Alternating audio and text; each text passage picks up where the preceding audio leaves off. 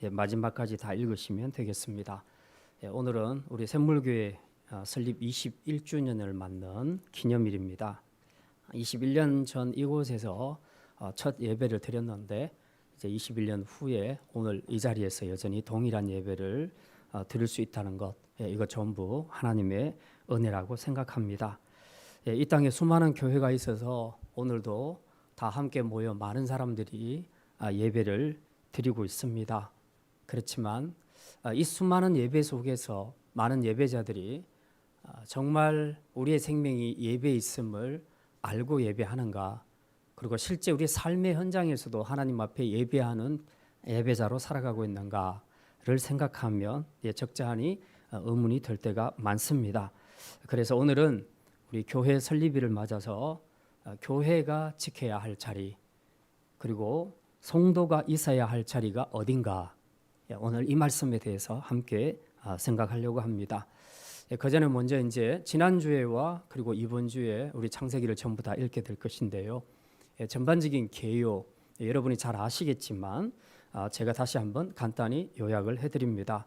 창세기는 크게 두 부분으로 나누어져 있습니다. 1장부터 11장까지는 인류의 일반 역사를 다루고 있고요.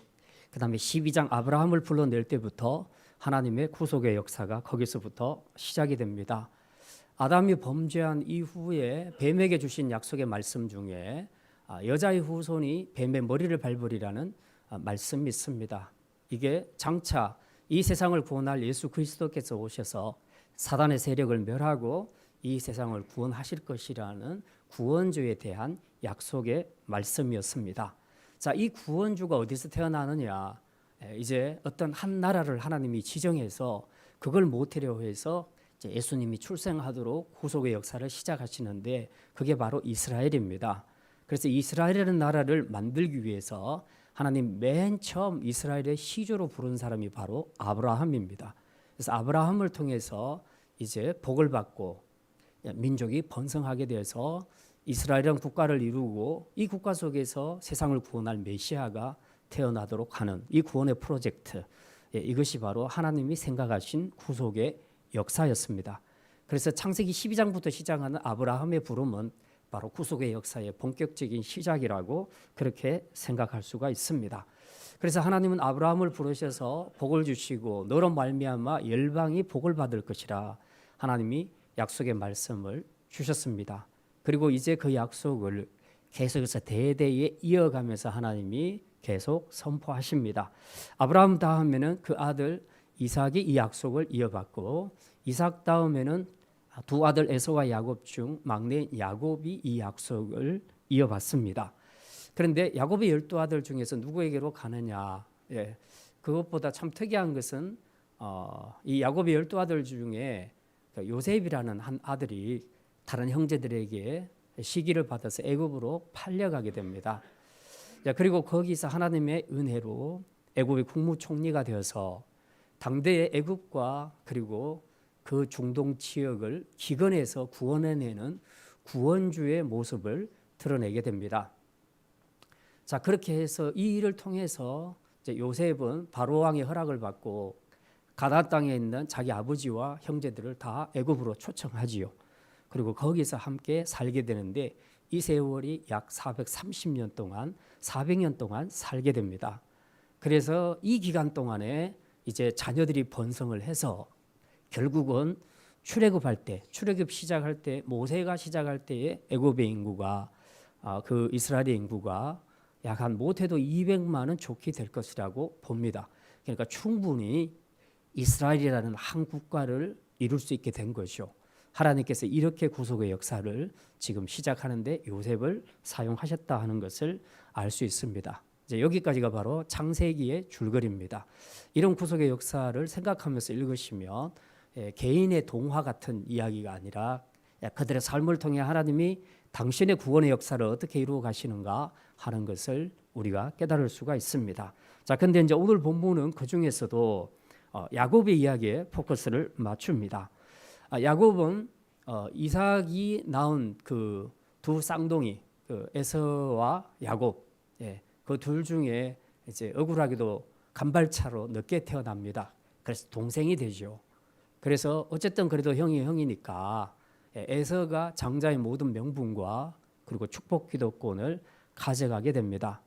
그런데 영적으로 욕심이 대단히 많은 야곱이 이제 형의 이 장자의 축복권을 자기가 빼앗으려고 합니다. 그래서 두 가지 시도를 하는데, 하나는 형이 배고플 때 팥죽 한 그릇을 팔아서 그것으로 장자의 명분을 사고, 두 번째로는 자기 어머니와 모의를 해서 이제 자기가 에서인 것처럼 꾸며서 그 눈이 먼 아버지 앞에 가서 장자의 축복 기득권을 다 받아내는 이제 이런 엄청난 일을 벌이게 되지요. 자, 이것 때문에 에서가 분노해서 동생 야곱을 찾아 죽이려고 합니다. 이때 눈치를 챈 어머니 리브가가 이제 자기 아들을 오빠가 있는 그 외삼촌 라반의 집으로 보내게 됩니다. 그래서 거기 가서 약 20년 동안 생활하면서 네 아내를 얻게 되고, 그리고 11아들을 얻게 됩니다. 그리고 많은 그 가축들, 재물을 이제 거느리고 다시 돌아오게 되는데요. 이 돌아오는 길에 이제 야곱의 마음속에 두려움이 하나 있었습니다. 그게 뭐냐? 20년 전에 자기가 속였던 그 에서형, 그 에서형이 계속 이 분노를 가지고 있다면 이제 틀림없이 자기에게 어떤 화가 미칠 것이라고 생각을 했습니다. 그래서 두려운 나머지 이제 그 자기의 모든 가족들과 또 짐승의 떼를 다 나누고, 그리고 형에게 먼저 선물을 보내고, 이런 방법을 써서 결국은 이제 하나님의 도우심으로 형과 극적으로 화해를 하게 됩니다. 이 과정에서 야곱은 야복강에서 천사와 씨름을 하던 중에 이스라엘이라는 그런 엄청난 축복의 이름을 이제 선물로 받게 됩니다. 어쨌든 이렇게 형 에서와 화해하고 난 이후에 이제 형이 말하지요. 자, 그러면 나하고 같이 고향으로 가자. 그렇게 하는데 야곱이 아니라고, 먼저 가시라고, 나는 천천히 가겠다고 이제 그렇게 얘기하면서 그 자기의 가족들과 그리고 자기의 그 가족들을 거느리고 천천히 가다가 이제 어떤 세겜이라는 곳에 이르게 됩니다. 그래서 거기서 본의 아니게 이제 정착하다시피 그렇게 자기 삶을 거기에 정착시키는 것을 우리가 보게 됩니다. 자, 오늘 본문의 이야기는 바로 이 세겜 땅에 정착했을 때 일어난 극적인 비극의 사건을 다루고 있는 것이 오늘 본문의 내용입니다. 그러니까 야곱이 세겜에 잠깐 있으려고 했는데 사실은 생각보다 훨씬 길어졌습니다. 체류하는 기간이 굉장히 길어지면서 야곱의 집에 이제 큰 불행한 사건이 생겨나게 되는데, 두 가지입니다. 하나는 야곱의 딸 디나가 성폭행 당하는 사건이 일어나게 되고요. 또 하나는 이 일로 인해서 야곱의 두 아들 레위와 시몬이 칼을 들고 찾아가서 세겜성 사람 남자들을 전부 죽여버리는 집단 살해 사건이 일어나게 됩니다. 예, 자, 이 지금쯤은 그 형과의 화해도 다 해결되고 그렇게 해서 좀 이제는 평화롭게 살 수 있겠다라고 생각했던 이 야곱의 가정에 느닷없이 큰 불행이 찾아오게 된 겁니다. 그 이유가 뭘까? 믿음의 가정에 이런 비극이, 큰 비극이 두 개씩이나 찾아왔을 때는 다 생각을 해봐야 되겠죠. 나름대로 이유가 있을 겁니다. 자, 오늘 우리는 그걸 좀 생각을 하려고 합니다. 결론부터 말하면 왜 이런 비극이 야곱의 가정에 일어나게 되었는가? 야곱이 베델로, 하나님과 약속한 베델로 가지 않고 세겜에 머무르기 때문에 그렇습니다. 그렇다면 이 베델이란 곳은 야곱에게 어떤 의미인가? 또 야곱은 왜 베델로 가야 하는가? 예, 많이 궁금해집니다. 그래서 이제 지금부터 베델에 대해서 함께 우리가 말씀을 생각하려고 합니다. 첫 번째 말씀입니다. 베델은 야곱이 하나님을 처음 만난 곳입니다. 한번 따라합시다. 야곱이 하나님을 처음 만난 곳입니다. 예, 창세기 28장 우리 아까 읽었던 그 내용에 보면요, 야곱이 형 에서를 피해서 외삼촌 라반의 집으로 피신 갈 때 상황을 잘 묘사하고 있는데요. 자, 홀로 가는 그 피신길이 굉장히 외롭고 적막한 길이었고, 그리고 언제 짐승이나 강도를 만날지 모르는 위험한 길이었습니다. 더구나 밤에는 잘 곳이 마땅치 않아서 어떤 날은 길에서 노숙하기도 했습니다. 과연 이때 야곱의 마음은 어땠을까? 자신의 꾀로 지금 형의 장자권을 빼앗기는 했지만 그러나 지금 그 대가를 톡톡히 치르고 있다고 생각을 했을 때에 그 마음 안에는 정말 말로 표현할 수 없는 만감이 교차했을 것입니다. 자, 이런 처량한 자기 신세를 생각하다가 피곤해 지친 야곱은 어느 날 밤에 길에서 돌베개를 하고 잠이 들게 됩니다. 자, 그때 그 밤에 야곱은 꿈속에서 아주 신비한 환상을 보게 됩니다. 그게 뭐냐 하면 하늘에서부터 땅까지 사닥다리가 이어져 있는데 그 사닥다리 위로 천사들이 오르락 내리락 하는 것을 보게 됐다는 겁니다. 그래서 참 신기하다라고 생각하는데 그때 하나님의 음성이 들립니다. 그 내용이 28장 13절부터 15절까지 아까 우리가 읽었던 그 내용에 나와 있습니다. 요약하면 이런 겁니다. 나는 아브라함과 이삭의 하나님이라. 네가 누워있는 이 땅을 내가 너와 너의 자손에게 주리라. 네 자손은 땅의 티끌같이 되어 사방으로 퍼져나가게 될 것이고 땅의 모든 족속이 너와 너의 자손으로 말미암아 복을 받으리라. 네가 어디를 가든지 내가 너와 함께 하리라. 그리고 내가 너를 반드시 다시 이 베델로 돌아오게 하리라. 하나님이 주신 약속의 말씀이 13절부터 15절까지에 이제 기록이 되어 있습니다. 이 말씀을 요약하면 세 가지 의미로 해석을 할 수 있습니다. 이제 첫 번째는 어떤 의미냐? 야곱이 하나님을 인격적으로 만난 곳이 베델이라는 것입니다. 13절에 보면요. 28장 우리 잠깐만 다시 돌아가서 봅니다. 창세기 28장요. 28장 13절에 보면요. 이렇게 기록합니다. 또 본적 여호와께서 그 위에 서서 이르시되 나는 여호와니 너의 조부 아브라함의 하나님이요 이삭의 하나님이라. 지금 여기 보면 그동안 야곱에게 있어서 여호와라는 분은 자기하고 직접적인 관계가 없었습니다. 다 할아버지 아브라함의 하나님이었고 아버지 이삭의 하나님이었다는 겁니다. 그런데 그 하나님이 지금 야곱을 만나 주신 겁니다. 그래서 말로만 듣던 하나님이 이제는 드디어 하나님이 자기를 만나 주심으로 이제는 자신의 하나님이 되었다는 겁니다. 그래서 나중에 보면 이 뒤로 넘어가게 되면 아브라함의 하나님, 이삭의 하나님, 야곱의 하나님 해서 야곱의 이름이 추가되는 것을 이제 우리가 알 수 있습니다. 드디어 조상의 하나님이 야곱 자신의 하나님이 되었다는 놀라운 사실입니다. 모태 신앙의 가장 큰 장점은 여간해서는 좀 타락은 해도 여간해서는 신앙을 완전히 놓는 경우는 잘 없습니다. 이게 모태신앙의 장점입니다. 그런데 모태신앙의 가장 큰 약점은 뭔가? 자기가 만난 하나님이 없는 경우들이 많다는 겁니다. 다 부모의 하나님, 선생님의 하나님, 주위의 하나님, 간증자의 하나님을 듣기는 들었는데 그래서 그 하나님을 자기도 믿는다고 하고 신앙생활을 했지만 실제적으로 자기가 인격적으로 하나님을 만난 적이 없는 경우들이 많다는 겁니다. 그런데 이런 모태신앙도 어느 날 야곱처럼 이렇게 하나님을 만나게 되면 그때부터는 아주 극적인 변화를 일으키게 됩니다. 무엇보다도 이전에는 아주 습관적이고 그리고 그 일반적으로 그렇게 형식적으로 신앙생활을 했다면 이제 예수님을 만나고 난 다음부터는 그의 내면이 먼저 바뀝니다. 그래서 그의 내면과 함께 그의 삶이 아주 놀라운 변화를 일으키는 것을 우리가 보게 됩니다. 야곱이 바로 그런 케이스라고 볼 수 있습니다. 그런 점에서 이 베델이라는 장소는 야곱에게 있어서 아주 의미 있는 장소라. 어떤 의미가 있는가? 하나님을 처음 만난 장소였다 하는 것을 알 수 있습니다. 자, 두 번째 의미는 뭐냐 하면 야곱이 언약의 후사로 하나님께 인정받았다는 겁니다. 오늘 여기 보면 하나님이 야곱에게 말씀합니다. 네가 누워있는 이 땅을 내가 너에게 주리라.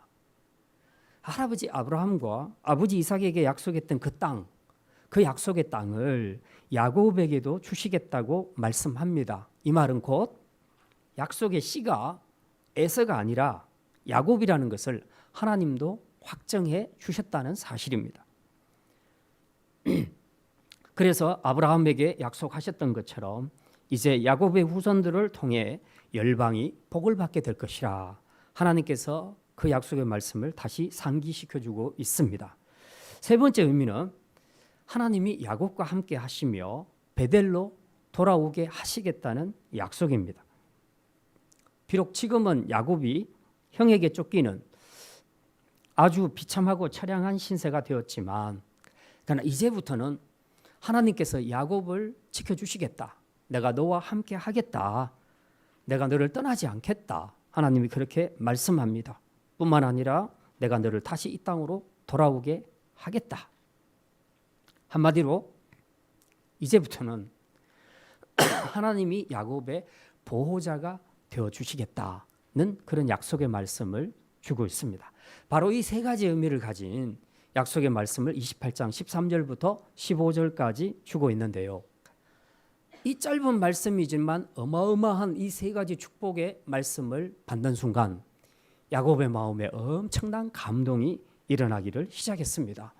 사실 지금 돌베개를 하고 광야 기회에서 노숙하고 있는 정말 외롭고 힘든 두려워하는 야곱에게 이런 어마어마한 축복의 약속의 말씀을 하나님이 주셨다는 것은 야곱에게 감동이 되지 않을 수가 없습니다. 그래서 그는 고백하지요. 28장 16절 17절에 보면 이렇게 말합니다. 여호와께서 과연 여기 계시거늘 내가 알지 못하였도다. 두렵도다. 이곳이요 이곳은 하나님의 집이요 이는 하늘의 문이로다. 그제서야 야곱은 하나님이 그 조상의 하나님이 자신과 함께하는 자신의 하나님이라는 것을 비로소 깨닫게 된 것입니다. 그리고 그 하나님이 지금 함께하는 바로 이 자리, 이곳이 바로 하나님의 집이라, 하나님을 만나는 하늘의 문이라 그렇게 표현하고 있습니다. 그래서 그는 너무 감사해서 하나님께 제사를 드리죠. 제단을 쌓는데 자신이 베개로 삼았던 그 돌을 가지고 와서 기둥으로 삼고 그 위에 기름을 붓고 그리고 그곳 이름을 베델이라, 즉 하나님의 집이라 이렇게 이름하였습니다. 그렇습니다. 이게 바로 하나님이 야곱을 만나주신 사건입니다. 그래서 베델은 야곱에게 있어서 잊을래야 잊을 수 없는 그런 곳이 되었고, 더구나 하나님이 다시 돌아오게 하신다고 약속의 말씀까지 주셨으니 이제 야곱에게는 베델은 마지막에 돌아가야 할 고향과 같은 그런 곳이 되었다 하는 것을 우리가 알 수 있습니다. 그래서 야곱도 너무 감사하고 감동해서 하나님 앞에 자기도 약속하지요. 그게 이제 18절부터 나와 있습니다. 만약 하나님이 이 약속대로 나를 지켜주셔서 무사히 돌아오게 해주신다면 이 돌이 하나님의 집이 되고 나는 내 소유에서 11조를 하나님 앞에 드리겠습니다 하고 야곱도 약속을 합니다. 자, 이런 엄청난 영적 체험을 하고 난 이후에 이제 야곱의 발걸음은 달라지게 됩니다. 비록 이전과 똑같은 홀로 가는 길이지만, 그리고 그 라반의 집에서 20년간 아주 고된 타향살이를 했지만 그가 걸었던 그 길에는 항상 하나님이 함께 하셨기 때문에 그는 더 이상 외롭거나 처량하지 않았다는 사실입니다. 어디서든 늘 야곱과 함께 하시는 하나님이 있다는 것, 그리고 마지막에는 돌아가야 할 그런 베델이 있다는 것, 이것이 그 모든 20년의 세월 그 역경을 이겨낼 수 있는 힘이었다 하는 것을 우리는 알 수 있습니다. 이게 바로 야곱에게 있어서 베델의 의미였다 하는 것을 우리가 알 수 있습니다. 오늘 여러분의 베델은 어디라고 생각하십니까? 여러분이 하나님을 인격적으로 처음 만난 곳, 그리고 여러분이 최종적으로 돌아가야 할 축복의 땅은 어디라고 생각하십니까? 이 베델이 우리의 마음에 있을 때에, 우리의 생각에 있을 때에 우리가 처한 상황과 관계없이 우리는 언제나 소망이 있는 삶을 살 수 있게 된다는 것을 믿으시기를 바랍니다. 20년의 세월을 아내와 자식들을 위해서 오직 생존을 위해서 정신없이 보냈던 야곱처럼 우리 또한 많은 시간을 먹고 사는 생존을 위해서 사용하고 있지만 이 고달프고 힘든 삶 속에서도 우리가 무너지지 않고 견딜 수 있는 것은 우리가 하나님을 만났던 바로 그 베델이 저와 여러분 안에 있기 때문인 줄 믿습니다. 돌 하나만 있어도 하나님의 임재가 충만한 예배의 장소가 되는 이 베델, 아무리 바쁘고 힘들어도 눈만 감으면 주님을 만날 수 있는 예배의 자리, 이 베델, 궁극적으로는 우리가 돌아가게 될 천국이 바로 저와 여러분의 베델인 줄 믿습니다. 그러므로 이 베델을 우리가 마음에 품고 삶으로 새해에는 여러분이 어느 곳에서 어떤 상황에 처해 살든지 간에 야곱처럼 이 고난을 잘 이겨내시고 여러분이 어느 자리에 있든 간에 그 자리가 예배하는 자리가 되는 그런 예배자로 살아가기를 주님의 이름으로 축원합니다. 두 번째 말씀입니다. 베델을 잊을 때에 실패와 고통이 찾아옵니다. 한번 따라합니다.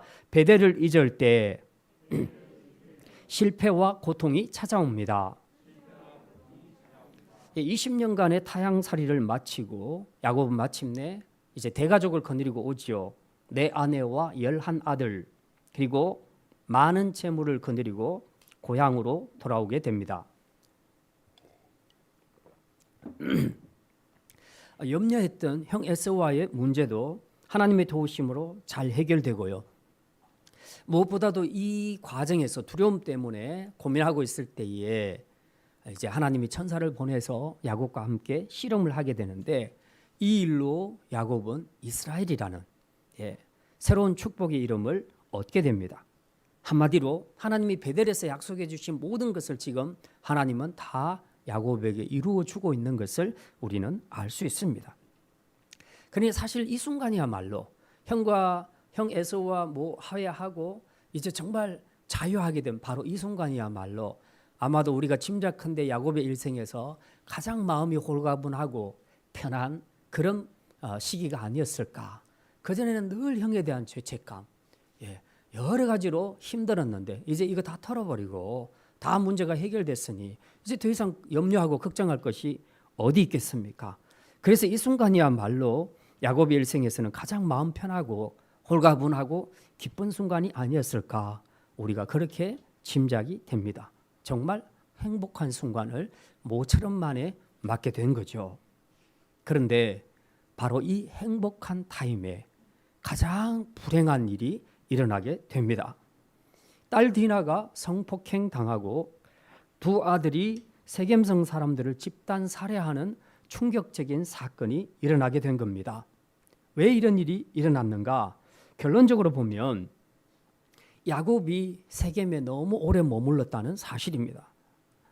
사실 에서와 화해한 후에 에서가 자기 따라 같이 가자고 했는데 이제 그것을 완곡히 거절하고 자기는 천천히 뒤따라가겠다고 했지만 사실은 곧장 베델로 가야 하는데 그렇게 하지 않고 세겜 땅에 머물러서 거기서 그냥 정착을 해버리는 그런 실수를 범하게 된 겁니다.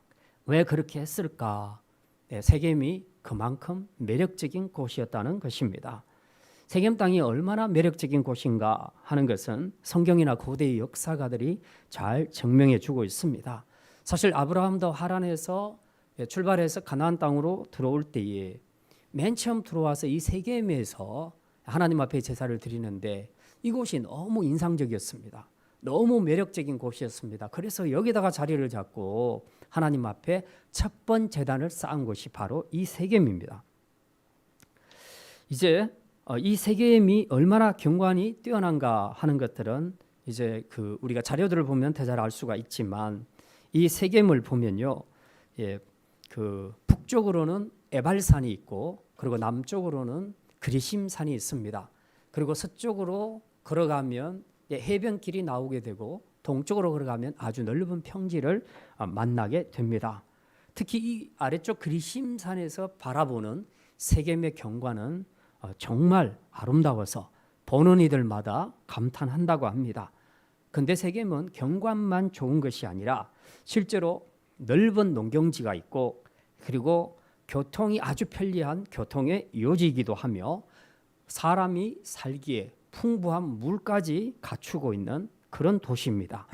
그러니 큰 도시로 서기에는 아주 안성맞춤인 그런 곳이었죠. 그래서 당시에도 세겜은 타 도시에 비해서 아주 모든 조건을 잘 갖추고 있는 그런 매력적인 도시였다 하는 것을 우리가 알 수 있습니다. 그래서 야곱이 이곳에 정착해 보니까 너무 좋거든요.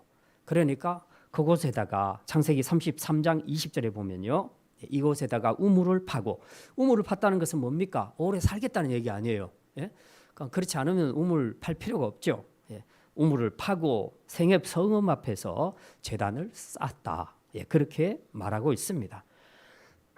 자, 문제는 잠깐 머무를 수는 있는데 야곱이 세겜에 너무 오래 머물렀다는 것이 문제였다는 겁니다. 왜 그렇습니까? 세겜의 아름다움과 문화에 매료되어서 하나님과 약속한 배대를 잊어버렸다는 것입니다. 그런데 바로 이 느슨한 영적인 틈을 타서 충격적인 두 사건을 겪게 되지요. 예, 자기 딸 디나가 세겜성 구경하러 나갔다가 그 세겜성 젊은 추장, 이제 젊은 추장이 있고 그 아버지 더 높은 추장이 있는데, 예, 젊은 추장인 세겜, 이름도 똑같습니다. 추장 이름이 세겜인데 세겜성 추장인 세겜에게 성폭행을 당하게 됩니다. 그리고 이제 그 아들 중에서 레위와 시몬 이 두 아들이 복수하기 위해서 세겜성 남자들을 죽이게 되는 이제 그런 사건이 일어나게 되는데, 자세한 내용은 우리가 오늘 읽었던 34장 30절부터 읽었는데 바로 그 윗부분에 보면 상세하게 잘 나타나 있습니다. 한번 읽어보시길 바랍니다. 자, 이때 디나의 나이가 몇 살인가? 학자들마다 조금 차이가 있지만 대체적으로 10대 중반쯤으로 보고 있습니다. 15세에서 16세 정도로 그렇게 짐작합니다. 요즘으로 말하자면 여자 중학생 한 2학년, 3학년 정도, 3학년 정도 그렇게 짐작이 됩니다. 가장 호기심 많은 사춘기 이 소녀가 지금 여기저기 돌아다니다가 이제 이런 불행을 당하게 된 겁니다. 34장 1절에 보게 되면요, 이 디나가 왜 나갔는가 이유를 밝히고 있습니다. 그 땅에 딸들을 보러 나갔다. 그렇게 기록을 하고 있습니다. 무슨 말입니까? 요즘으로 말하자면 시골에 사는 처녀가 서울에 왔는데, 그것도 강남에 우연히 친구랑 같이 놀러 나갔는데 보니까 이 지나가는 여자들이 너무 멋지고 세련됐습니다. 같은 여자끼리 봐도 너무 부러운 거죠. 그래서 더 구경하고 싶어서 강남 여기저기를 혼자서 돌아다니는 이제 그런 모습을 우리가 생각하면 되겠습니다. 사실 야곱 집안은 전통적으로 목축업을 하는 집안이었죠. 그러니 디나도 그런 집에서 자랐으니 늘 시골스럽게 자랐을 겁니다. 그런데 그런 소녀가 이제 이 세겜이라는 번화한 도시, 강남과 같은 그런 도시에 와서 세련된 여자들을 보니까 같은 여자로서 정말 신기하기도 하고 호기심이 발동되기도 했을 겁니다. 그래서 자기 혼자 보호자도 없이 혼자서 그냥 돌아다니다가 결국은 이 세겜성 추장에게 걸려서 성폭행을 당하게 된 겁니다. 그러니 남자나 여자나 할 것 없이 특히 우리 청소년들, 청년들은 앞선 문화를 접할 때에 조심해야 합니다. 앞선 문화라는 것은 지금까지 보지 못했던 현란한 문화이기 때문에 청년들에게 또 청소년들에게 있어서는 당연히 미혹이 될 수 있습니다. 그런 것들을 보게 되면 자꾸 마음을 빼앗기게 되고요. 그리고 자기도 모르게 거기에 자꾸 기웃거리게 됩니다. 우리 때는 인터넷이라는 것이 없었기 때문에 영상으로 뭔가를 본다는 것은 있을 수가 없는 일이었습니다. 하다못해 그 촌스러운 성인 영화 하나도 보는데 엄격하게 제한해서 교복 입고는 절대로 들어갈 수가 없었죠. 근데 지금은 그 정도가 아니죠. 어린 초등학교 학생들까지라도 유튜브 들어가서 마음껏 그런 것들을 다 볼 수 있는 그런 시대에 우리가 살고 있습니다.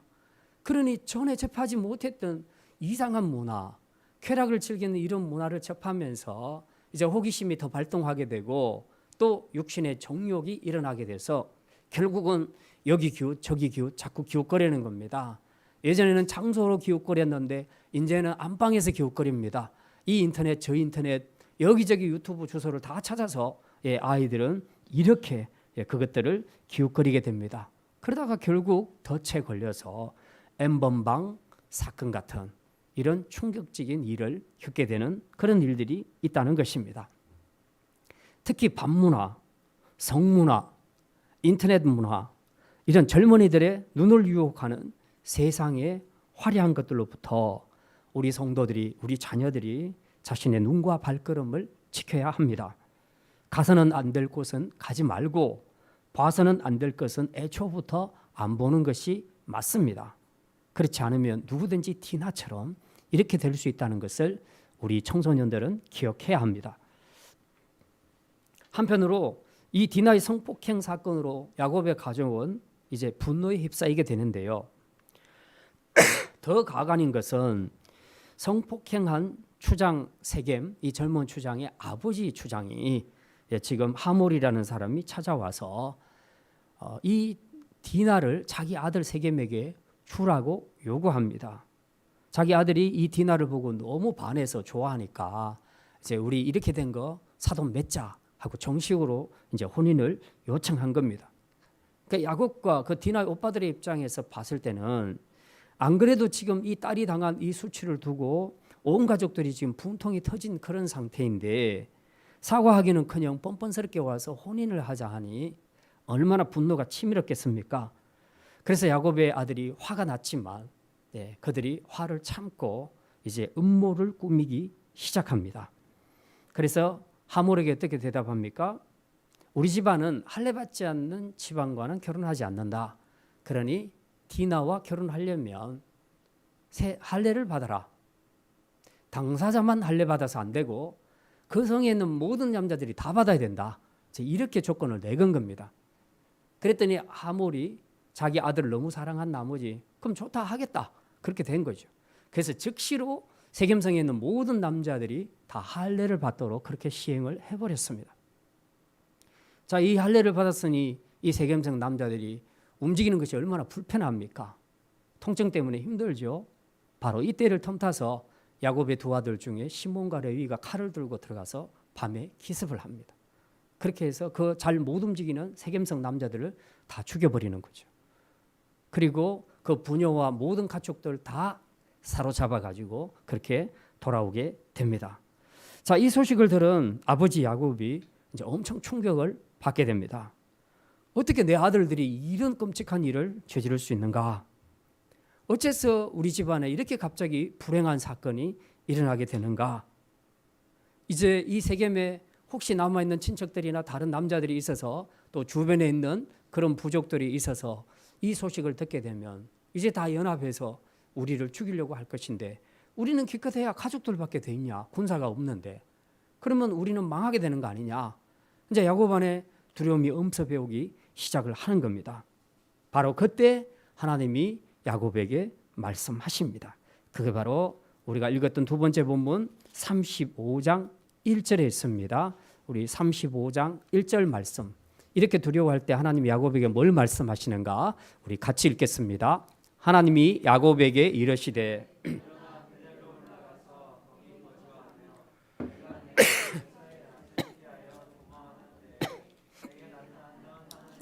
거기서 제단을 쌓아라. 예. 자, 이제 하나님의 이 말씀 듣고 야곱이 정신을 차리고 곧장 가족들을 챙겨가지고 세겜을 떠나 베델로 향하게 됩니다. 결국 야곱의 집안에 이런 환란이 일어나게 된 것은 야곱이 하나님과 약속한 베델로 가지 않고 이 세상적으로 안락한 곳인 세겜 땅에 머물렀기 때문에 그렇습니다. 그동안 수많은 어려움을 겪으면서도 하나님의 은혜로 무사히 이 가나안 땅까지 돌아오게 되었다면, 그렇다면 가나안 땅에 들어와서 맨 먼저 야곱이 해야 될 일이 뭡니까? 바로 약속의 땅 베델 이쪽으로 돌아와서 자기가 하나님께 약속한 것이 있잖아요. 그것을 지켜야 하는 겁니다. 그런데 그 베델을 찾아 하나님께 예배하는 것이 아니라 오히려 편안한 땅 세겜 땅에 안주하면서 정착하는 삶을 살았습니다. 그러니까 약속한 베델은 완전히 잊어버린 것입니다. 그런데 하나님은 이걸 여전히 기억하셨습니다. 그래서 이 야곱을 돌이키고자 이런 징계를 내리셨다는 것을 우리가 알 수 있습니다. 하나님과의 약속, 그리고 하나님에 대한 예배를 잊어버리고 세상에만 취해서 살게 되면 아무리 하나님의 자녀라 할지라도 이런 어려움을 겪을 수 있다 하는 것을 우리는 분명히 기억해야 합니다. 물론 이런 사건을 두고 어떤 면에서는 이건 야곱의 자녀 교육에 문제가 있어서 그런 것이 아니냐 이렇게 보기도 합니다. 분명히 그런 점도 있습니다. 야곱의 딸 디나는 신앙교육이 제대로 되지 않은 상태에서 화려한 세상 문화에 대한 호기심과 그리고 안목의 정욕을 절제하지 못해서 배회하다가 결국은 이런 봉변을 당하게 되었고요.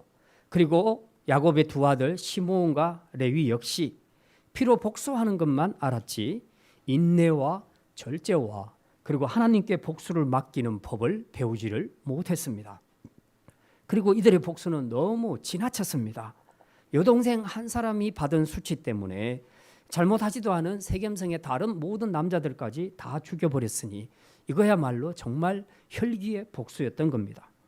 더더군다나 이들은 언약 백성의 신성한 할례의식을 이제 이 피의 복수에 악용한 아주 큰 잘못을 했다는 것입니다. 결국 이런 불행이 야곱의 가정에 일어난 것은 전적으로 야곱이 있어야 할 자리, 그 자리를 지키지 못해서 그렇게 됐다는 사실입니다. 오늘 여러분은 마음을 어디에 두고 살아가고 있습니까? 지금 여러분의 자녀들은 어디서 무엇을 하며 어디서 배회하고 있는지 여러분은 알고 계십니까? 혹시라도 세련되고 멋져 보이는 세상 문화에 매료가 되어서 그 호기심과 안목의 정욕을 조절하지 못해 가서는 안 될 곳을 배회하거나 봐서는 안 될 것을 보고 있지는 않습니까? 또한 대인관계에서 자신이 입은 상처 때문에 레위와 시므온처럼 혈기를 참지 못하고 필요 이상의 과도한 복수를 해서 돌이킬 수 없는 치명적인 결과를 초래하는 그런 오류를 우리와 우리의 자녀들이 범하고 있지는 않습니까? 이제 이 모든 것이 자녀를 잘못 가르친 부모의 책임이라 생각하고 먼저는 우리 부모부터 자신과 가족이 있어야 할 자리가 어딘지 분명히 결단해야 할 것입니다. 본인과 자녀들이 예배의 자리를 떠나 사교의 자리로, 기도의 자리를 떠나 쾌락의 자리로 그렇게 배회하는 어리석음을 범하지 않도록 우리 부모 자신부터 먼저 있어야 할 자리를 결단하시기를 바랍니다. 그래서 이제는 불행을 초래하는 세겜을 과감히 떠나 처음 하나님을 만났던 그 영적인 고향인 베델로 올라가시기를 바랍니다. 그리고 거기서 하나님을 예배하는 신실한 예배자로 살아갈 수 있기를 바랍니다. 이제 마지막 세 번째 말씀입니다. 베델로 돌아갈 때는 다 버리고 가야 합니다. 한번 따라합시다. 베델로 돌아갈 때는 다 버리고 가야 합니다. 두 아들 레위와 시몬의 집단 사건 살해 사건을 겪고서야 비로소 야곱은 자신의 문제가 뭔지를 깨닫게 되었습니다.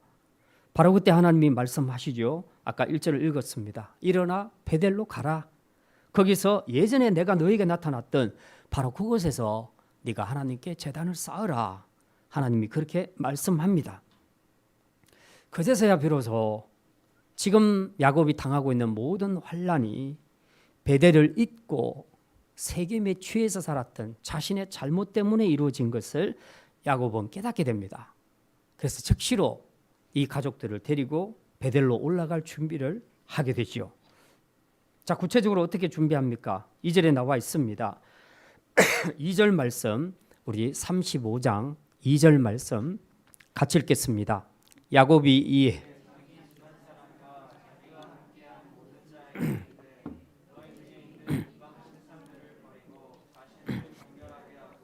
너희들의 의복을 바꾸어 입어라. 이미 세상 문화에 찌들어진, 세계의 문화에 찌들어진 이런 상태로는 베델에 올라갈 수가 없었습니다. 그래서 야곱은 그동안 찌들었던 이 모든 것들을 다 버리고 정결케 한 후에야 베델로 올라가기로 마음의 결정을 했습니다. 그래서 맨 먼저 한 명령이 뭡니까? 가장으로서 내린 첫 번째 명령이 가족들 중에 있는 이방 신상들을 모두 다 버리라는 명령이었습니다. 이게 무슨 말입니까? 아직 야곱의 가족 중에는 이방 신상을 가진 자들이 있었다는 겁니다. 그러니까 지금 야곱이 이런 명령을 했던 것입니다. 누구겠습니까? 누가 아직 이방 신상을 가지고 있는 것 같아요? 라헬이죠. 어떻게 알 수 있습니까? 라헬이 라반의 집에서 나올 때 드라빔을 훔쳐갖고 나오지요. 그래서 라반이 그거 찾으려고 쫓아왔을 때에 다 뒤져도 못 찾지요. 라헬이 낙타 위에 앉아서 안장에 그걸 깔고 앉아서 자기가 생리 때문에 못 움직인다고 이렇게 거짓말을 쳐서 결국은 라반이 쏟고 돌아갑니다. 그런데 그때 이후로도 라헬은 이 드라빔을 놓지 않았어요. 그래서 이 드라빔을 계속 가지고 사용을 했던 겁니다. 그러니까 야곱의 가족들까지라도 하나님을 믿는다 하지만 사실은 이 미신적인 것에서 탈피하지 못하고 있었다 하는 것을 우리가 알 수 있습니다. 더구나 야곱도 나중에 이거 다 눈치챘을 거예요. 모를 리가 없지요. 그럼에도 불구하고 야곱도 역시 제지하지 않았던 것으로 보입니다. 왜 그랬을까? 짐작이 됩니다. 야곱이 제일 좋아하는 여자가 누굽니까? 라헬이지요. 근데 라헬이 그렇게 원하니까 몇 번 말을 하다가 말로 안 되니까 그냥 놔뒀을 겁니다. 그런데 이번에 이런 호된 징계를 받으면서 야곱은 이제 더 이상은 우리 가정의 이 죄를 방치할 수 없다라는 그런 확실한 생각을 가지게 되었습니다. 그래서 가장 먼저 집안에 있는 이방 신상들을 다 버리게 했던 것을 우리가 알 수 있습니다. 4절에 보면요, 이제 그 과정이 자세하게 나와 있습니다. 그들이 자기 손에 있는 모든 이방 신상들과 자기 귀에 있는 귀고리들을 야곱에게 주는지라 야곱이 그것들을 세겜 근처 상수리 나무 아래에 묻고. 야곱의 가족들이 특히 여자들이 이 물건들을 내놓는 것을 보니까 이 라헬의 드라빔만이 나오는 것이 아니라 이방 신상들의 모양들이 굉장히 많았다는 것을 우리가 알 수 있습니다. 그럼 이 귀고리는 뭔가? 그러면 우리 그리스도인들 여자들은 귀걸이 하면 안 되는가? 그런 뜻이 아니고요. 여기에 나오는 귀걸이들은 우리 여자들이 하는 액세서리 귀걸이를 얘기하는 것이 아니고 우상 숭배를 목적으로 착용하는 귀걸이를 이야기합니다. 여기에는 신상이나 주문을 새겨서 이제 그렇게 귀걸이를 착용하는데 이런 걸 귀에 달거나 몸에 착용하고 다니면 악귀를 쫓아내고 행운을 불러들인다는 그런 미신 사상이 고대에도 있었다는 겁니다. 그리고 야곱의 가족들 여자들도 그걸 믿고 이런 잘못된 부적 같은 그런 액세서리들을 많이 착용하고 있었다는 사실입니다. 그래서 야곱은 하나님께 예배하는 베들로 올라가기 전에 이거 다 정리해야 된다. 그래서 여자들한테 다 내놔라고 그랬습니다. 그래서 그 모든 걸 다 받아서 상수리 나무 아래에 다 묻어버렸다. 매장해버렸다고 말합니다. 무슨 말입니까? 다시는 하나님이 미워하시는 것들, 예배와 경건을 방해하는 것들을 눈에서부터 내가 절대 허용하지 않으리라 하는 야곱의 강력한 의지의 표현이었다 하는 것을 우리가 알 수 있습니다. 물론 우리 성도들은 지금 이런 식의 우상을 액세서리로 달고 다니는 사람은 없습니다. 그러나 현대판 드라빔과 우상들은 여전히 존재할 수 있습니다. 가령 청소년들에게는 연예인들의 사진이나 연예인들이 착용하는 액세서리가 그 대체물이 될 수가 있습니다. 거의 우상숭배 수준으로 집안에다 붙여놓고 그것을 흠모하는 아이들이 너무나 많습니다. 아니면 핸드폰 안에다가 그 안에 무엇이 있든 간에 그런 것들이 우리에게 똑같은 우상이 될 수도 있습니다. 뭐가 됐건 그게 하나님을 섬기고 예배하는 일에 방해가 되고 내 생각을 온통 그것에 몰아가고 집중시키게 한다면 그것은 하나님을 섬기는 일에 방해되는 것이기 때문에 버려야 합니다. 과감하게 버리고 매장하고 태워야 한다는 사실입니다. 실제로 야곱이 이렇게 결단을 하고 죄를 청산했더니 어떤 결과가 나타납니까? 자, 5절에 하나님이 어떻게 응답해 주시는가? 우리 마지막으로 같이 읽겠습니다. 그들이 떠났으나 하나님이 그 사명 고을들로 크게 두려워하게 하셨으므로 하나님이 다시 야곱의 보호자가 되어 주신 것입니다. 그러므로 새해는 우리 모든 성도들이 예배에 방해되는 것은 무엇이든지 다 던져버리고 다 매장시켜서 하나님을 예배하기에 합당한 모습으로 베델로 나아가는 그런 예배자가 되시기를 바랍니다. 이제 말씀을 마칩니다. 오늘 야곱의 이야기를 통해 성도가 있어야 할 자리, 교회가 지켜야 할 자리가 무엇인지 생각했습니다. 야곱에게 있어서는 그 자리가 바로 베델이었습니다. 베델의 의미가 무엇인가 세 가지 말씀드렸습니다. 첫째, 베델은 야곱이 하나님을 처음 만난 곳입니다. 현실이 어렵고 힘들어도 하나님을 만났던 베델을 생각하며 잘 이겨내고 예배의 자리를 지키는 예배자가 되시기를 바랍니다. 둘째, 베델을 잊을 때 실패와 고통이 찾아옵니다. 베델을 잊고 세겜에 안주하게 되면 이런 환난과 고통을 받을 수 있다는 것을 우리가 기억해야 합니다. 셋째, 베델로 돌아갈 땐 다 버리고 가야 합니다. 주님이 상황을 통해 죄를 깨닫게 하실 때 야곱처럼 즉시 회개하고 결단해야 합니다. 하나님을 예배하는 것과 경건을 방해하는 것들을 다 던져버리고 이제 하나님께 돌아가시기를 바랍니다. 그래서 새해는 우리 모든 성도들이 세겜이 아닌 이 베델 축복의 땅에 올라가 삶의 현장에서 하나님을 예배하는 복된 예배자로 살아갈 수 있기를 주님의 이름으로 축원합니다. 기도합니다. 하나님, 오늘 우리 샘물교회 설립 21주년을 맞아 21년 전 이날 이 자리에서 예배했던 그 예배를 오늘도 동일하게 드리게 하신 하나님께 감사드립니다. 세상에 많은 교회가 있어 수많은 예배를 드리지만 정작 예배가 성도의 생명임을, 교회의 생명임을 생각하며 삶의 현장에서 예배하는 자가 얼마나 많은지 우리가 다시 한번 돌아봅니다. 이제 야곱처럼 먼저 깨달은 우리부터라도 우리가 마땅히 있어야 할 자리, 예배의 자리를 끝까지 지킬 수 있는 성도들 되게 하여 주시옵소서.